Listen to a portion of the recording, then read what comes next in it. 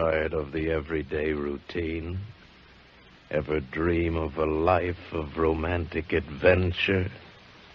Want to get away from it all? We offer you Escape! Escape, designed to free you from the four walls of today for a half hour of high adventure.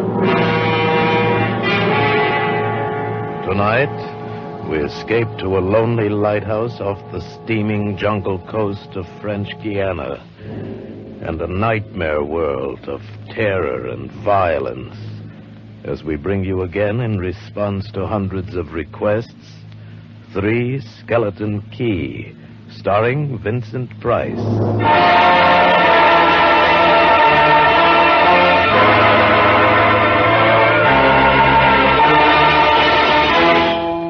Picture this place. A gray tapering cylinder welded by iron rods and concrete to the key itself.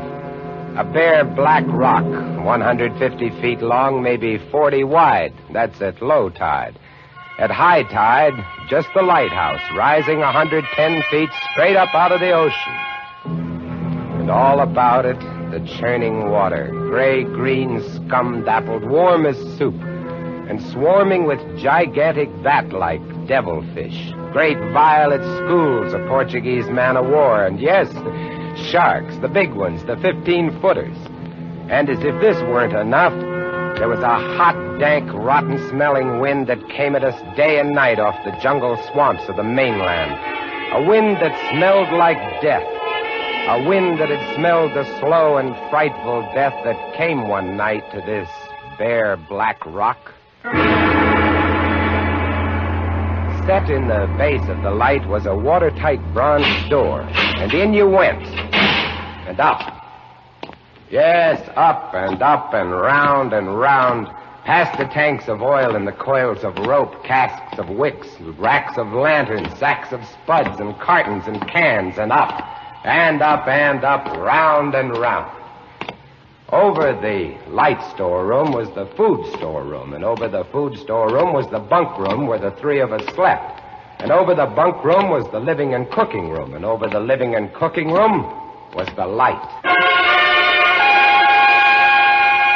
She was a beauty, big steel and bronze baby with the sun gleaming through the glass walls all about, bouncing blinding little beams off the big shining reflectors, glittering and refracting through her lenses, the whole gigantic bulk of her balanced like a ballerina on the glistening steel axle of her rotary mechanism. She was a sweetheart of a light. And at night, she'd lie there on the stone deck of the gallery with her revolving smoothly and quietly over your head, easing her bright white eye 360 degrees around the horizon. You'd lie there watching to see that the feeders kept working, that everything ran right. And it wouldn't be bad, the other two fellows snoring in their sacks 2 levels down.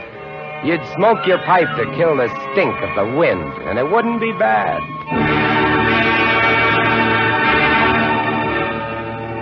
About those other two, Louis and Auguste.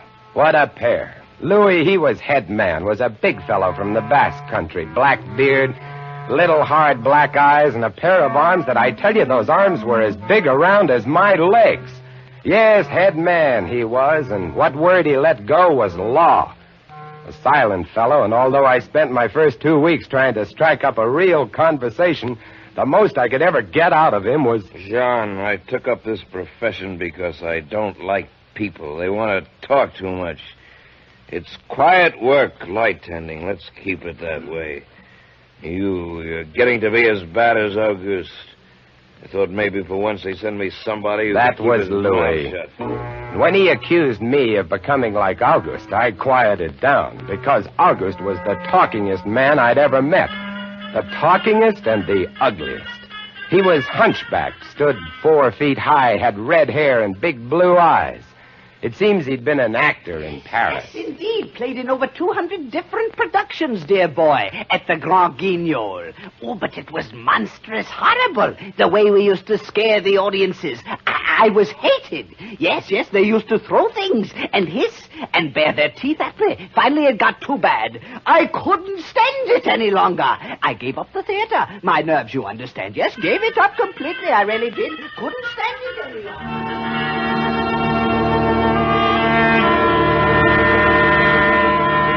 It all started one morning at 2:30. I was on watch, lying on the cool stone deck, pulling on my pipe, staring out at the blackness, the phosphorescent combers, and the big yellow stars, when out of the corner of my eye, I noticed something show up for a second. Something the light had touched, far off. I waited for her to come around again, and when she did, there it was. Three-master, a big one, about a half-mile off, and coming down out of the north-northwest, coming straight for us. You must understand, our light was where it was for a very good reason. Dangerous submerged reefs surrounded us, and ships kept clear. But this one, this sailing vessel, was coming straight on. I went over to the gallery door and yelled, "Louis! Louis!" Couldn't understand it. I waited for the light to come around again. What is it? Ship headed for the reef. Hurry right up. I had the glasses out now. I couldn't read her name, but I could see her quite plainly. All sails set, the foam creaming away under her bow, her beautiful lines. A Dutch ship, I guessed her. But why didn't she turn? Every time it passed, our light hit her with the glare of day. Ship? Where? Northwest. The light will touch her in a moment. Can't they see? Look at her. She just keeps coming on. Yeah, the squarehead. What is it? What is it? Watch northwest. I know what it is. Huh? What? The Dutchman, the Flying Dutchman. We did a play about her once. Oh, what a performance. You ghastly galleon, hag-ridden, curse-driven, must on. Shut up, will you? She's luffing. Yes. Sloppy way to come about. She's derelict, that's it. Derelict? Abandoned. The crew left her for some reason or other. But instead of sinking, she's gone on, running before every wind. She'll not run long. Not with these reefs to break her up. A beautiful ship.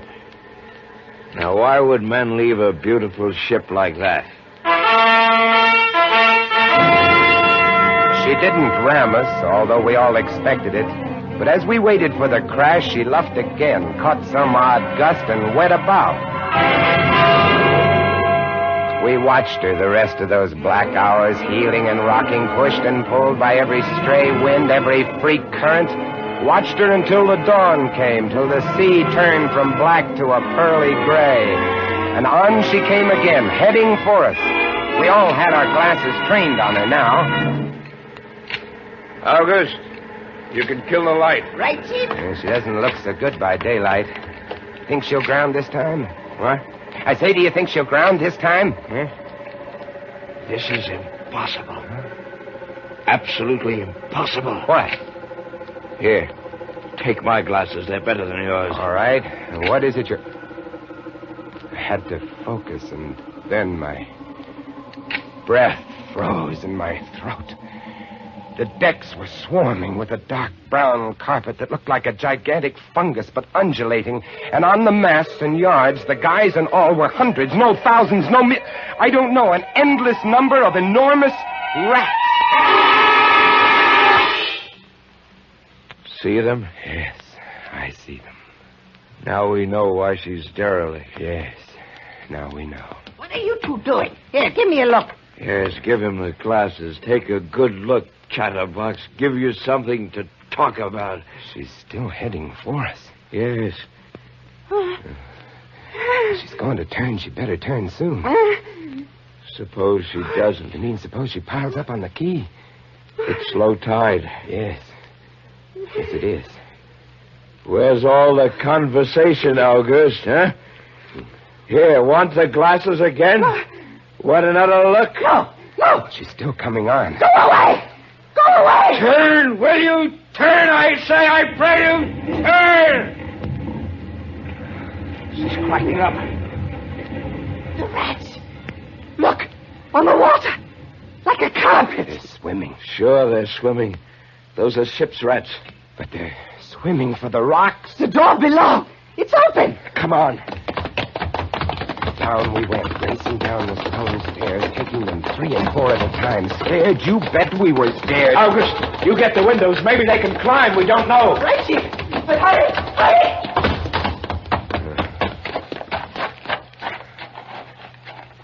Look. See them? No. Oh, yes, I do. Up at the other end of the rock. Look at them. Millions. They smell us. Here they come. Close the door. Can't. Here. Let me. Oh, move. You move. Heave. Made it. Holy. That was close. One guy in. Look, there. Get him! He's kicking.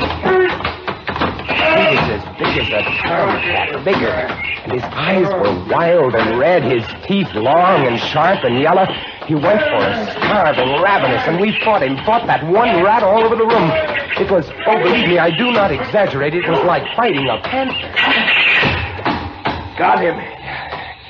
We better get aloft. As we ran up the winding staircase, we passed the tiny windows of the various levels, and at every one was a thick, wriggling, screaming curtain of brown fur. I was ahead of Louis, and I dreaded each successive level. Suppose they had found a way in. Look at them. Will you look at them? It's a nightmare. Will you look at them? The air of the gallery was thick and fetid with the stink of them. The light was dim, brown, filtered through the crawling mass that swarmed over the glass all about us. I could not see the sky. Nothing but them. Their red eyes, their claws, their wriggling, hairy snouts, and their teeth. The rats. They screamed and howled and threw themselves against the glass. They were starving. And we three, we stood very quietly. Oh, very quietly in the center of the classroom under our beautiful light. And we waited. What can we do? What can we do? Take it easy, old man. Take it easy. I just can't. It won't do any good to stand here and shake. That's right. Anybody want a cigarette? Yes, I have one, thank you. Good boy. We've got to keep calm about this thing. Here's a light. They don't light the fire, do they? Guess not. Give me another match. You don't like that much, do you? Don't rile them, August. Give me some more matches. I'll strike them until they get scared and go away. They won't go away. Not until... Finish it, Chief. Not until what? Not until they've been fed.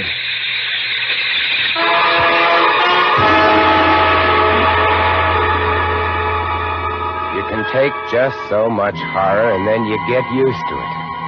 And they were interesting to watch, you know. They couldn't understand the glass. They could see us, and they could rush at us, but that thin, invisible barrier held them off, stopped them. From time to time, we caught a glimpse of the rocks below. More rats down there, swarming brown velvet in the bright tropical sunlight. And then the tide began to rise. If only it had drowned some of them. Ship's rats don't drown. No, sir, you cannot drown one of them. They're all climbing up the tower. This bunch around us is getting thicker. Say, what's the time? 6:15. You've got first watch, John. Right. Wake me at 10. I will. Come along, August. It was getting dark. One side of the room was lit a soft, filtered red. Sunset through the racks. Oh, very pretty. I set the wicks, checked my fuel, and then lit the lamp. It caught them, lit them in their gigantic wriggling web of pale, hairless bellies, twitching red tails, bright eyes. Then I started the rotary motor. The light drove them mad as she swung slowly and smoothly about. She blinded them in the fierce stabbing bar of light, moving continually about of a turning, of a touching, of a moving around and around, and they twitching and shuddering, eyes flaming when they were struck by the light. The bright light moving, and behind on the dark side of the room, so close, I dared not turn my back, but you cannot help turning your back when you're in a room made of glass. On the dark side of the room, you could not see them, but only their eyes. Thousands of points of blank red light, blinking and twinkling like the stars of hell.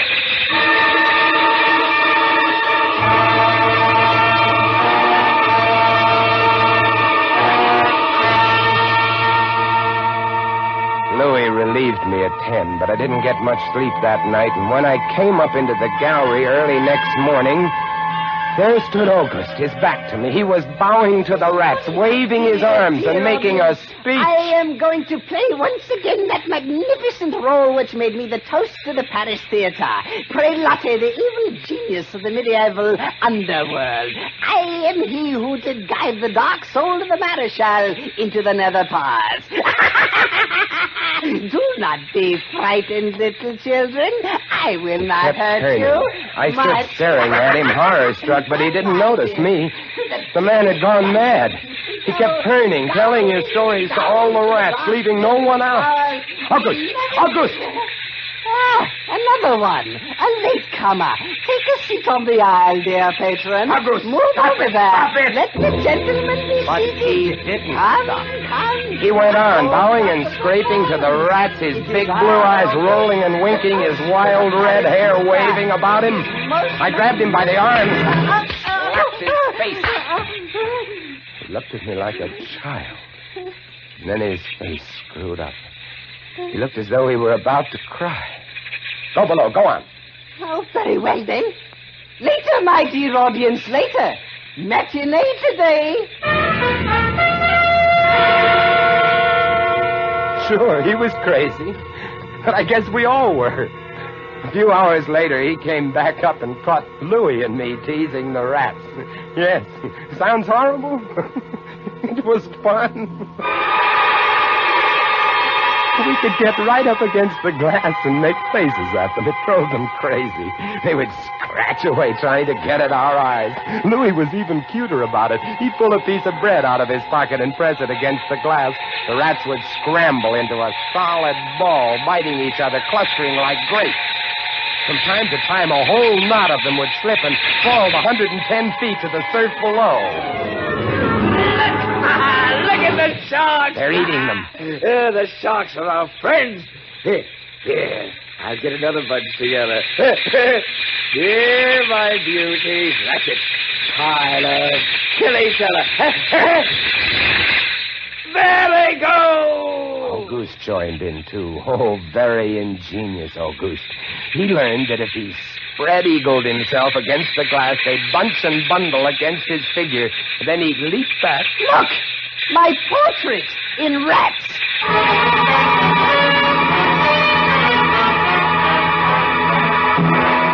It went on all day. And then I was lying in bed. It was about midnight. I was very tired, and I was just beginning to fall off to sleep when I became conscious of a new sound. Couldn't figure it at first. I got up, lit the lamp, and went to the window. Even as I looked at it, I saw one of the panes begin to sag in. They had eaten the wood away. Louis, come quick! What is it? They found a way in. I held the glass with my hand. Now they were all going crazy, and assured of the success of this maneuver, were all nibbling away at the wood. Louis ran below and then returned with a large sheet of tin. We spread it against the window and hammered it into place. Even as we did so, we felt the heavy bodies thudding against the other side as the window gave way. That ought to hold. If it doesn't, we're done for. Rats can't eat tin. No, they can't. What was that? I don't know. It came from below. The storeroom window. They're in. They're swarming up the stairs. Drop the trap. Right. 2 of them got in. Let's go after them. We didn't have to go after them. They came at us. I leaped to one side and grabbed a marlin spike, swung, and smashed one in midair. No! I whirled to see Louis with the other. It had ripped his hand open, and the blood was pouring all over the place. He held his hand aloft and kicked at the snarling rat. I stepped and swung and got him. My hand! He got my hand! That's both of them, Louis. I'll get you something to tie that up. Blood! Look at it! My Blood! I'm bleeding! Now, don't worry about it, Louis. Here, look. I'll wind this kerchief around it. It'll be okay. Blood! There now. It's not bad, just the flesh. Then I became conscious of another new sound. They were gnawing their way through the wooden trap door. I watched the wood fascinated. Even as I did, it began to give way, and a bristling, whiskery nose showed through. Louis, we've got to go up. Next level was the living quarters and the kitchen. I slammed the trap door there, too, but it, too, was wood. My blood. What are we going to do? I don't know. We'll be through this one in a moment. The gallery. The trap door in the gallery is metal. Good. Come on. We made it. We lay across the trapdoor exhausted. While below us, the rats took over the entire tower. I could hear them howling and fighting over our food supply, our water, our leather. And all about us, the others screamed and glared in at us, swayed in a tangled mass, hypnotized by the ever-turning light.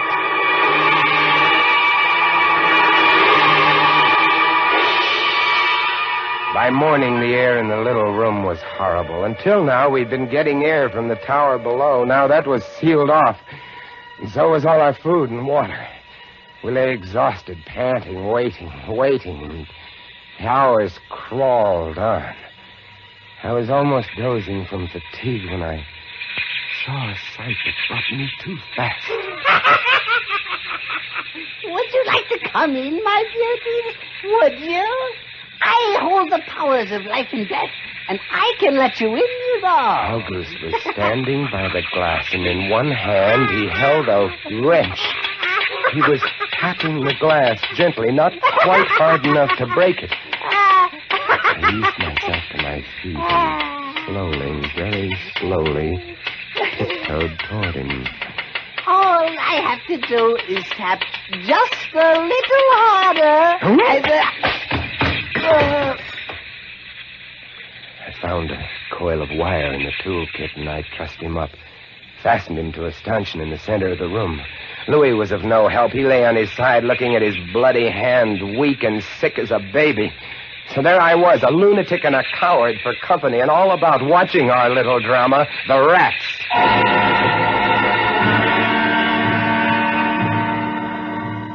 The day dragged by. The supply boat wasn't due for another 12 days. I don't know what they could have done if they had come. We had only one way of summoning them, and that was to shoot off distress rockets, but the rockets were 4 floors below. And even if they'd been right there in the gallery, I couldn't have opened a window to fire them. That night, I tended the light, but its flame was devouring our oxygen. The following day, we lay, thirst-tormented, starving, waiting, and the following night, I again tended the light, but the small supply of spare wicking we kept in the gallery had become exhausted, and quite suddenly, about midnight, the light went out. There's nothing I could do.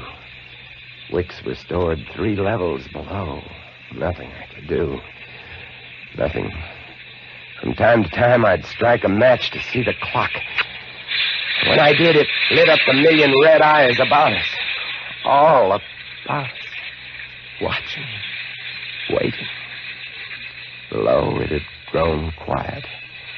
They'd cleaned us out, and now they, too, were waiting. All waiting. And then, the rats, quite suddenly, were silent.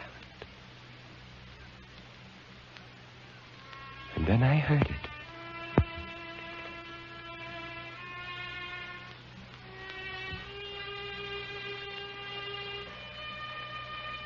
And then I saw the sky and the stars. The rats were gone. I went to the glass. Out there on the water, a small freighter, a banana boat, showing a few lights, came softly and innocently at us. The light was out. They didn't know.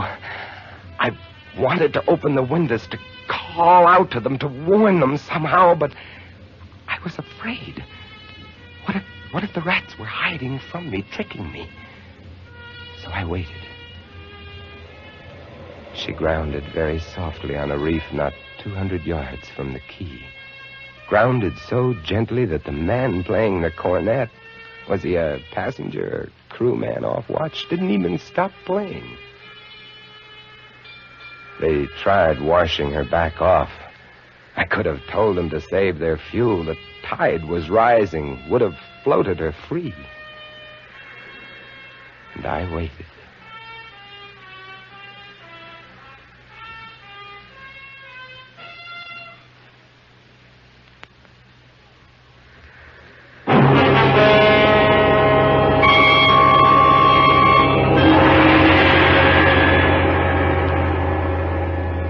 That's all.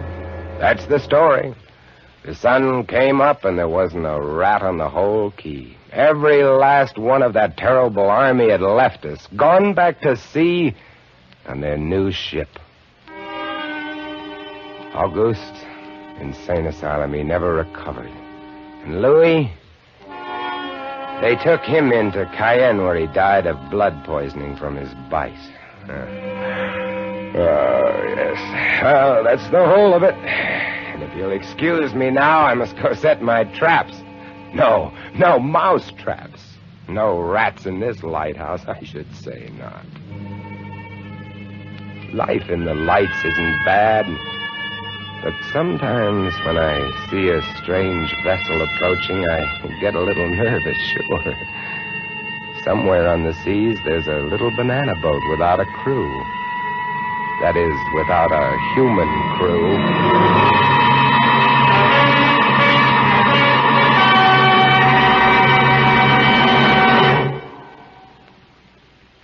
Escape is produced and directed by William N. Robeson.